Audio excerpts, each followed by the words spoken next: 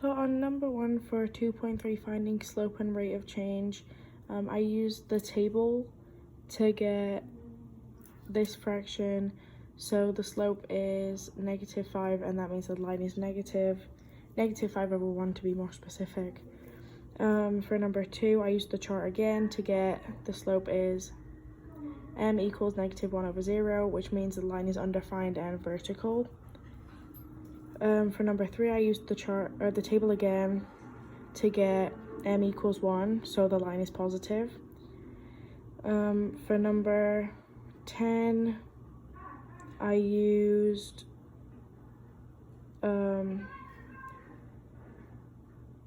since I saw that the y doesn't have a value next to it, it's just the slope would be 6/1, and then the same for this side, it would just be -1/6, which means they're perpendicular because they are negative reciprocals.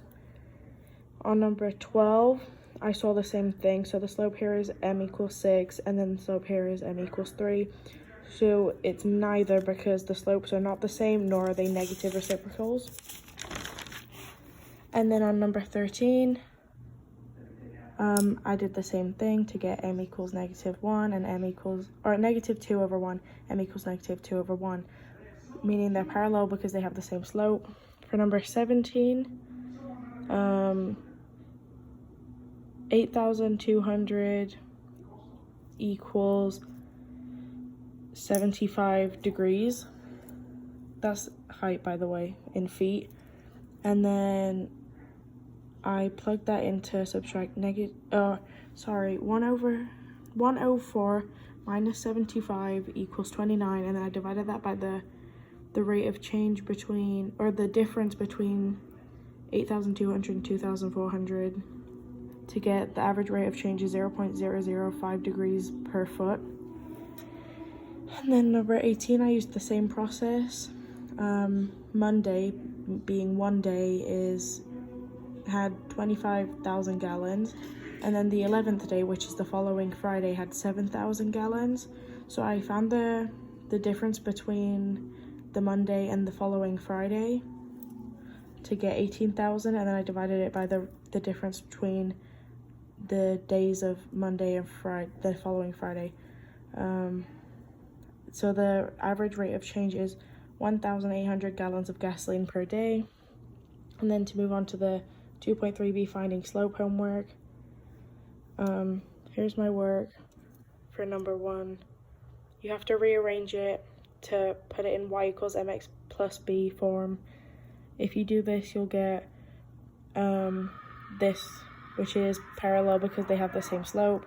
And then for number 5, the same thing, rearrange into y equals mx plus b. Then you have to divide by 3 and 9 to isolate the y. And these are parallel because, once again, they have the same slope.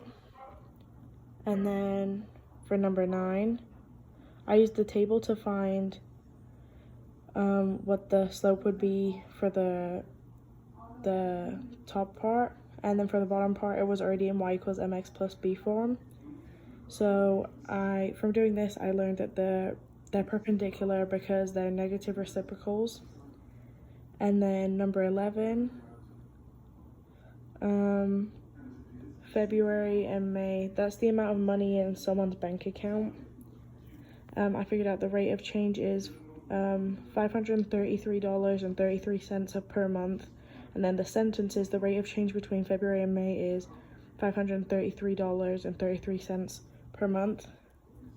And then for 12, he can walk 40 dogs in 8 hours and 60 dogs in 12 hours. I found the rate of change by subtracting 40 from 60 to get 20, and then the difference between 8 and 12 is 4, and then the rate of change is 5 dogs per hour.